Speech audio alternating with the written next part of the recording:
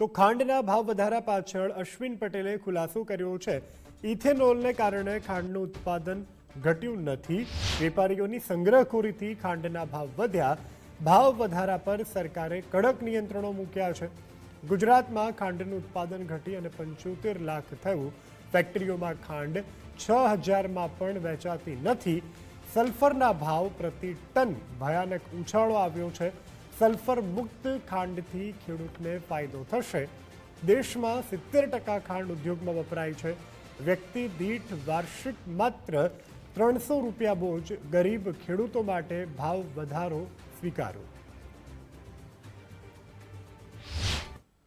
ખાંડનું જે ઉત્પાદન હતું એ ગત વર્ષ કરતાં વધ્યું છે।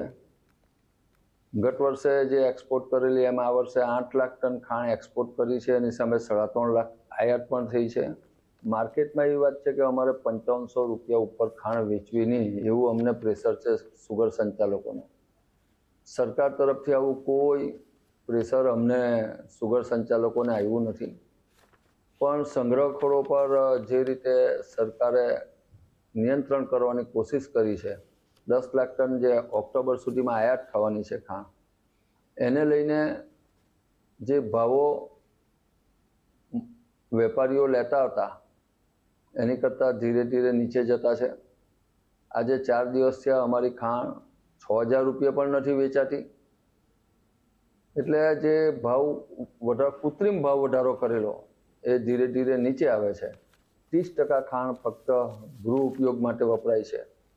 વ્યક્તિ દીઠ મારી જાણ મુજબ ખાંડનો વપરાશ 11 થી 12 કિલો છે। 25 રૂપિયાનો ભાવ વધે તો વર્ષ દિવસે ફક્ત 350 થી 300 રૂપિયા વ્યક્તિ દીઠ જતા છે।